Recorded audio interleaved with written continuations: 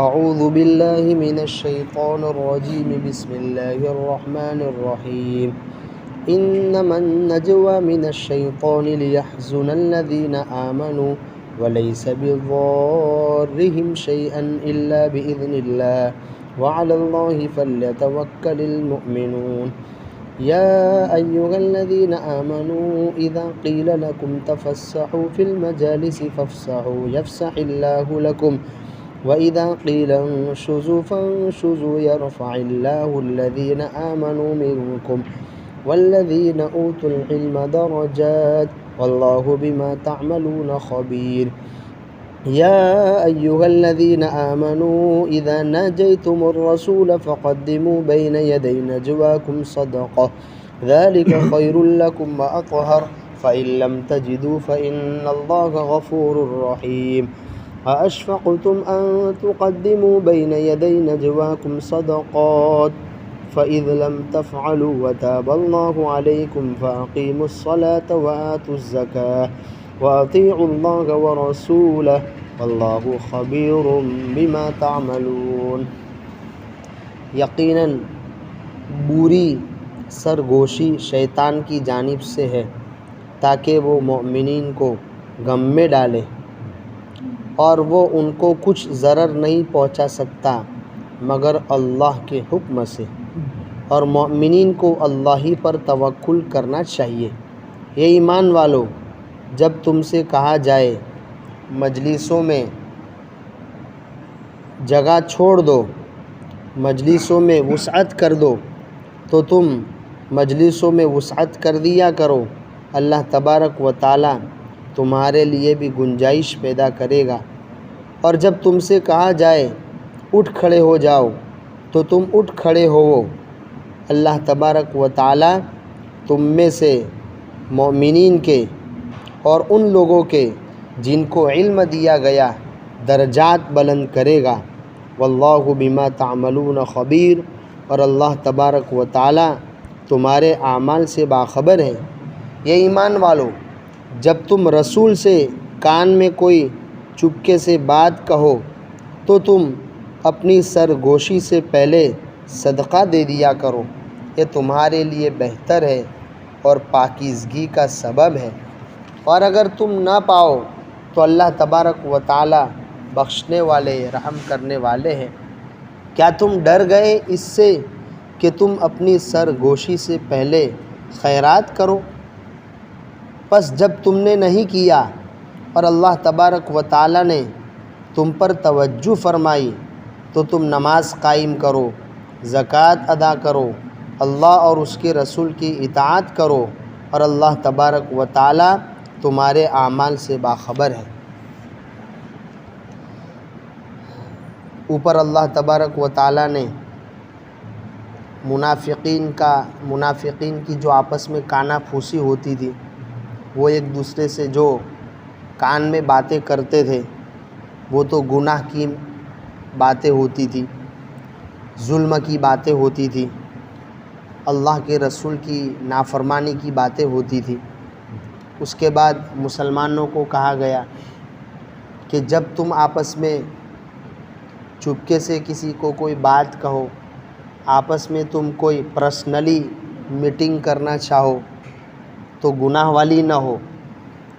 ایک دوسرے کو تکلیف پہنچانے کی نہ ہو، رسول کی نافرمانی کی نہ ہو، بلکہ نیکی اور تقوی کی سرگوشی ہو۔ کسی کے ساتھ بھلائی کا معاملہ کرنا ہو، کسی کی خیرخواہی مقصود ہو، کسی غریب کی مدد کرنے کی باتیں کی جا رہی ہو، مسجد کا ماحول کس طرح درست ہو جائے، اس طریقے کی باتیں کی جا رہی ہو۔ اب آئندہ کہا جا رہا ہے کہ یہ جو منافقین آپس میں کانا پھوسی کرتے تھے، اللہ کی رسول کی نافرمانی کی، مسلمانوں کو تکلیف پہنچانے کی، اصل اس کی وجہ یہ ہے کہ شیطان نے ان کو یہ پٹی پڑھا دی ہے، شیطان ان پر حاوی ہو چکا ہے، شیطان ان کے دل میں یہ وساوس ڈالتا ہے کہ وہ آپس میں سرگوشی، کانا پھوسی، کان میں کوئی بات اسی طریقے کی کہے مسلمانوں کو تکلیف پہنچانے کی۔ حالانکہ یہ لوگ کتنی کانا پھوسی کر کے، آپسی چپکے میٹنگیں کر کے مسلمانوں کا ایک بال بھی بیکار نہیں کر سکتے جب تک اللہ تبارک و تعالیٰ نہ چاہے، جب تک اللہ تبارک و تعالیٰ کا حکم نہ ہو۔ لیکن مسلمانوں کا کام کیا ہے؟ وَعَلَى اللَّهِ فَلْيَتَوَكَّلِ الْمُؤْمِنُونَ، مومنین کو چاہیے، اللہ پر ایمان لانے والوں کو چاہیے کہ وہ اپنا تعلق اللہ سے مضبوط کرے، ان کا تعلق اللہ سے مضبوط ہو، وہ اپنے مسائل اللہ سے حل کروانے والے ہو، ان کی نظر اللہ پر ہو۔ اگر یہ کیفیت مسلمانوں میں ہوں گی تو موجودہ زمانے کے اعتبار سے بھی چاہے دشمن ان کے خلاف کتنے ہی چپکے پلان بنائے، منصوبے گڑھے، تدبیریں کرے، پارلیمنٹ میں ہو یا آپسی ان کی خفیہ چپکے میٹنگوں میں مسلمانوں کے خلاف باتیں کی جا رہی ہو، اگر مسلمان اپنے کام میں پکا ہے، اس کی نظر اللہ تبارک و تعالیٰ کی ذات پر ہے، تو ان کی خفیہ تدبیریں مسلمانوں کو تکلیف نہیں پہنچا سکتی۔ ہاں، اگر اس کی ظاہری تدبیریں، ظاہری اسباب اپنائے جا رہے ہیں، علماء کرام مسلمانوں کو متفق ہونے کا کہہ رہے ہیں، یا ان کی جانب سے کوئی ظاہری سبب کے طور پر کہ بھائی شعور پیدا کرو، تاریخ کو پڑھو، ایک اس طریقے کے ظاہری اسباب علماء کرام بتا رہے ہیں تو وہ ضرور اپنانے چاہیے، اس سے انکار نہیں کیا جا رہا ہے، لیکن اصل ہر مسلمان مرد اور عورت کا تعلق اللہ تبارک و تعالیٰ کی ذات سے مضبوط ہو اور وہ اللہ پر بھروسہ کرے۔ اگر اس کا توکل اور اس کا بھروسہ اللہ کی ذات پر ہے تو دشمن اس کو کچھ نقصان نہیں پہنچا سکتا۔ اس کے بعد مجلس کے کچھ آداب بیان کیے جا رہے ہیں، جس میں کہا جا رہا ہے کہ جب مجلس میں تمہیں کہا جائے کہ ذرا کسی آنے والے کے لیے جگہ کر دو تو تمہیں چاہیے کہ جگہ کر دو، اور اگر تمہیں یہ کہا جائے کہ بھئی تم یہاں سے اٹھ جاؤ تو وہاں پیچھے جا کے بیٹھ جاؤ اور یہاں فلاں آدمی کو بیٹھنے دو، تو یہ تمہیں ناگوار نہیں ہونا چاہیے۔ اللہ کے رسول صلی اللہ علیہ وسلم کے زمانے میں ایک مرتبہ آپ علیہ السلام صفہ جو چبوترا تھا مسجد نبوی میں، جہاں فقراء مہاجرین رہا کرتے تھے، جن کا کوئی گھر بار نہیں تھا، بیوی بچے نہیں تھے، وہ کہیں سے آ کے ایمان قبول کرتے تھے اور نبی کے پاس رہ جاتے تھے۔ اب ان کے بیوی بچے تو ادھر اپنے علاقے میں کافر ہیں اور ادھر مدینہ میں ان کا کوئی گھر نہیں ہے، تو ایسے لوگ صفہ و چبوترے میں رہتے تھے۔ اللہ کے رسول کی خدمت میں جو صدقہ آ جاتا تھا وہ کھانا کھا لیا کرتے تھے اور وہیں سونا رہتا تھا، باقی ان کے کھانے پینے کا کوئی مستقل انتظام نہیں تھا۔ تو صفہ میں اللہ کے رسول تشریف فرما تھے، تو کچھ بدری صحابہ جن کا مقام سب سے اونچا ہے، تمام صحابہ میں اونچے مقام والے صحابہ ہیں، جنہوں نے سب سے پہلی جنگ لڑی، میدان بدر، 313 جو لوگ تھے، اللہ تبارک و تعالیٰ کے نزدیک ان کا مقام اونچا ہے، فرشتوں کے نزدیک بھی اونچا ہے اور مسلمانوں کے درمیان بھی اونچا ہے، کتابوں میں سب سے اونچے درجے کے صحابہ یہ سمجھے جاتے تھے۔ تو کسی وجہ سے وہ اس مجلس میں اس میں سے کچھ صحابہ لیٹ ہو گئے تھے اور مجلس پیک ہو گئی تھی۔ اب وہ آئے تو وہیں دروازے پر کھڑے ہو گئے اس انتظار میں کہ کوئی جگہ ہو تو ہم بیٹھے، لیکن کوئی جگہ نہیں کر رہا تھا، یا کہ کوئی جگہ کر بھی رہا تھا تو وہ ان کے لیے ناکافی ہو رہی تھی۔ تو اللہ کے رسول تو آپ علیہ السلام نے جگہ کرنے کی یعنی 2 آپشن قرآن مجید میں بیان کیے جا رہے ہیں۔ ایک تو یہ کہ تھوڑا سا سوکڑ کے بیٹھ جاؤ، اور دوسرا یہ ہے کہ پاس میں جو آدمی بیٹھا ہے اس کو کہا جائے کہ بھائی آپ یہاں سے کھڑے ہو جائیے، آپ دور چلے جائیے اور وہ آنے والے کو یہاں بیٹھنے دیجیے۔ اب جب گنجائش نہیں ہوئی تو اللہ کے رسول صلی اللہ علیہ وسلم نے باقاعدہ کچھ آدمی کو اپنی جگہ سے اٹھایا اور ان کو کہا کہ تم اٹھ کے وہاں چلے جاؤ اور آنے والے کو بیٹھنے دو۔ تو کچھ لوگوں کو ناگوار گزرا کہ یہ کیا، ہم پہلے سے آ کے مجلس میں بیٹھے ہیں، ہم کو اٹھایا جا رہا ہے اور آنے والوں کو بٹھانے کی فکر کی جا رہی ہے۔ کچھ صحابہ کو ناگوار ہوا، انہوں نے کچھ کہا نہیں، لیکن وہاں منافقین بھی تھے، چونکہ منافقین آپ کے ساتھ رہتے تھے، ظاہری کلمہ پڑھتے تھے، اس لیے اللہ کے رسول کی جانب سے حکم یہ نہیں تھا کہ ان کو بھی قتل کر دو، ورنہ کوئی ڈنڈورا پٹے گا کہ یہ تو اپنوں کو بھی قتل کر رہا ہے، ورنہ اللہ کو سب معلوم تھا، رسول کو بھی سب معلوم تھا کہ اندر سے میلے ہے، یعنی اندر سے کلمہ والے نہیں ہیں، لیکن بس ظاہری کلمہ پڑھتے تھے، اس لیے وہ مسلمانوں کے ساتھ آپ کی مجلس میں شریک ہوتے تھے۔ تو یہ آپس میں کہنے لگے لو یہ تو انصاف کی تعلیم دیتا ہے. اور یہ کون سا انصاف ہوا؟ جو لوگ پہلے سے آ کے بیٹھے ہوئے ہیں ان کو اٹھانے کی بات کی جا رہی ہے اور آنے والوں کو بٹھایا جا رہا ہے، اس طرح چیمی گوئیاں کرنے لگے. اس پر یہ آیت کریمہ اتری، یا ایھا الذین آمنوا اذا قیل لکم تفسحوا فی المجالس. یہ ایمان والو، جب تم سے کہا جائے کہ مجلس میں گنجائش کر دو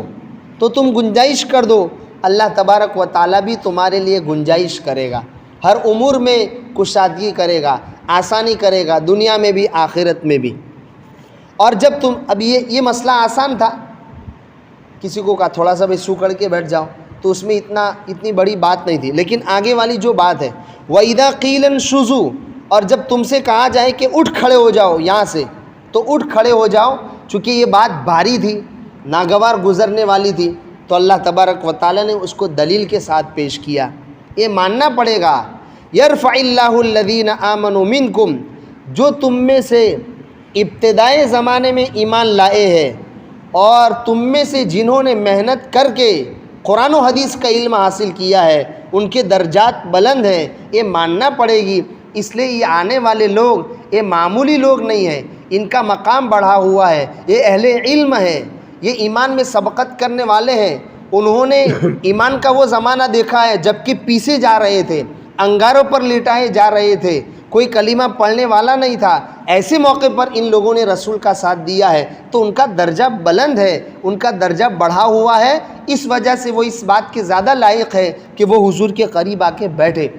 اس لیے اگر تم کو کہا جائے کہ اٹھ کے دور چلے جاؤ تو تمہیں چلا جانا چاہیے. آنے والوں کو سمجھنا چاہیے، ان کے علم کا اعتراف کرنا چاہیے، ان کے ایمان کا اعتراف کرنا چاہیے. یہ سمجھنا چاہیے کہ ان کا مرتبہ ہم سے بلند ہے، انہوں نے اسلام کی وہ قربانی دی ہے جو ہم نہیں دے پائے ہیں. تو ان کا یہ مرتبہ سمجھ کے مجلس میں تم کو ان کے لیے گنجائش کرنا ہوگی.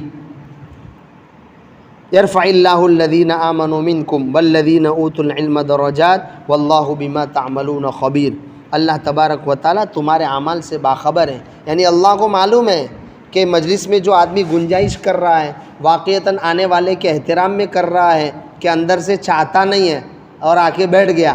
بس ایسی جگہ کر رہا ہوں، چھوڑنا کیا کروں، مجبور ہوں اس لیے جگہ کر رہا ہوں، ورنہ اس کو بالکل جگہ نہ دیتا. یہ اندر سے کیا نیت ہے؟ واقعتاً اہل علم کا اعتراف ہے، قربانی دینے والوں کا اعتراف ہے. اس لیے مجلس میں ان کو آگے بٹھا رہے ہو اور تم پیچھے ہٹ رہے ہو، یا ہے کہ کوئی احترام نہیں ہے. ویسے ہی نہ چاہے بھی یہ کام کرنا پڑ رہا ہے. جو بھی نیت اندر سے ہے، ساری نیتیں اللہ تبارک و تعالیٰ کو معلوم ہے کہ آدمی کس نیت سے کام کر رہا ہے. حضرت تھانوی علیہ الرحمہ نے لکھا ہے، یہ حکم آج بھی ہے. مسجد میں کوئی اہم مجلس لگے یا کوئی دینی دعوتی موقع پر کوئی مجلس لگے یا کوئی بیان کی مجلس لگے، اس میں یعنی بیٹھنے والوں کو چاہیے کہ چاہے وہ آگے سے، اگر پہلے سے آ گئے ہیں تو ان کا حق ہے کہ وہ آگے بیٹھیں. اسی لیے اللہ کے رسول صلی اللہ علیہ وسلم نے ایک روایت میں ارشاد فرمایا کہ آنے والے کو یہ چاہیے، یہ آنے والا یہ نہ کرے کہ کوئی آدمی پہلے سے صف میں بیٹھا ہوا ہے، پہلی صف میں، تو اس کو اس کی جگہ سے اٹھا دے اور وہ وہاں جا کے بیٹھ جائے. آنے والے کو تو یہ حکم دیا، اور یہ جو حکم ہے وہ بیٹھنے والے کو حکم ہے کہ اگر تم پہلے سے بیٹھے ہوئے ہو اور آنے والا کوئی ہے، بڑا آدمی ہے، نیک آدمی ہے، اہل علم میں سے ہے، اللہ کے نزدیک اس کا مقام بڑا ہوا ہے، تو تم اس کو جگہ دے دو. ہمیشہ شریعت کا یہ اصول رہا ہے. مفتی سعید صاحب پالن پوری رحمۃ اللہ علیہ نے لکھا ہے کہ جب کوئی مسئلہ ایسا ہوتا ہے جس کا تعلق دونوں جانب سے ہوتا ہے، جیسے کسی حقوق کا تعلق والدین سے بھی ہے اور ان کی اولاد سے بھی ہے، یا حقوق کا تعلق زکوٰۃ دینے والوں سے بھی ہے اور زکوٰۃ وصول کرنے والوں سے بھی ہے، تو اللہ کے رسول صلی اللہ علیہ وسلم دونوں کو ان کے مناسب باتیں ارشاد فرماتے تھے. جیسے جو زکوٰۃ وصول کرنے کے لیے جاتا تھا اس کو تو آپ نے یہ کہا کہ دیکھ،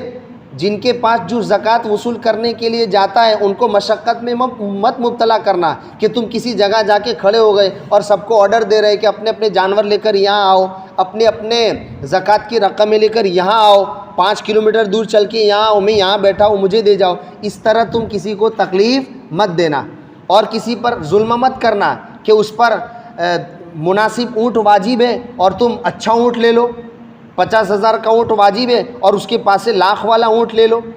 15,000 کا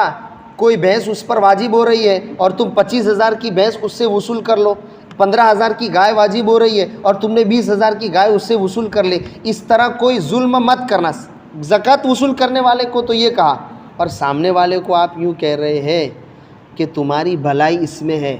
تمہاری زکوٰۃ کی قبولیت اس میں ہے کہ زکوٰۃ وصول کرنے والا تم سے خوش ہو کر جائے، یعنی اچھے سے اچھا مال دو زکوٰۃ میں۔ تو ادھر ان کو یہ کہا اور ادھر اس کو یہ کہا۔ اسی طرح ایک مسئلہ اور بھی ہے، اللہ کے رسول صلی اللہ علیہ وسلم کے زمانے میں عورتیں مسجد میں جایا کرتی تھی، نماز مسجد میں پڑھتی تھی،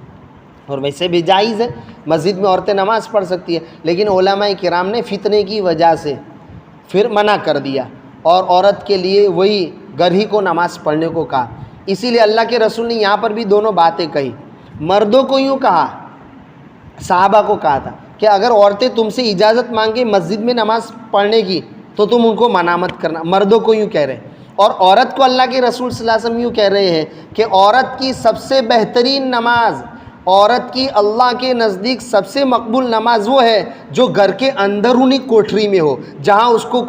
کوئی نہ دیکھتا ہو، یعنی انتہائی پردے میں ہو۔ تو عورت کو عورت کے مناسب حکم دیا اور مرد کو مرد کے مناسب حکم دیا، یہ شریعت کا اپنا اصول ہے۔ تو یہاں پر بھی دو باتیں ہو رہی ہیں، ایک تو مجلس والوں کو تو یوں کہہ رہے ہیں کہ تم آ کے بیٹھے ہو، کوئی حرج کی بات نہیں ہے، جلدی آئے اور آگے بیٹھ گئے، آگے ہی بیٹھنا چاہیے، لیکن اتفاق سے بعد میں کوئی اہل علم آ گیا تو تم اس کے لیے مجلس میں کیا کر دو، گنجائش کر دو، اللہ تعالیٰ تمہیں رحم کرے گا، بہتر صلہ دے گا۔ اور آنے والے کو یوں کہا کہ تمہیں یہ کوئی حق نہیں پہنچتا کہ کوئی پہلے سے مجلس میں پہلی صف میں بیٹھا ہوا ہے، آگے بیٹھا ہوا ہے، اور تم نے اس کو اٹھا دیا اور وہاں جا کے تم بیٹھ گئے، اس طریقے کی اجازت نہیں ہے۔ تو یہ مجلس کے آداب ہیں جو اللہ کے رسول صلی اللہ علیہ وسلم نے بھی اور قرآن مجید میں ارشاد فرمائے گئے۔ آخری بات، مولانا عبد المجید دریابادی رحمۃ اللہ علیہ کہتے ہیں ہماری شریعت اتنی کامل، اتنی مکمل ہے کہ شریعت نے کسی جگہ انسانوں کو علم کے اعتبار سے پیاسا نہیں چھوڑا، ہر چیز کی رہبری کی ہے۔ مجلس کس طرح لگانا ہے، مجلس میں کیسے بیٹھنا ہے، مجلس کے آداب کیا ہے، یہ ساری چیزیں بھی قرآن مجید اور احادیث مبارکہ میں اللہ کے رسول صلی اللہ علیہ وسلم نے بیان کی ہے۔ اللہ عمل کرنے کی توفیق عطا فرمائے، قرآن مجید کا فہم ہم سب کو عطا فرمائے، قرآن مجید کی برکتیں پوری بستی میں، اطراف بستی میں منتقل فرمائے۔ سبحان اللہ و بحمدہ، سبحانک اللہم و بحمدک، اشہد ان لا الہ الا انت، اعوذ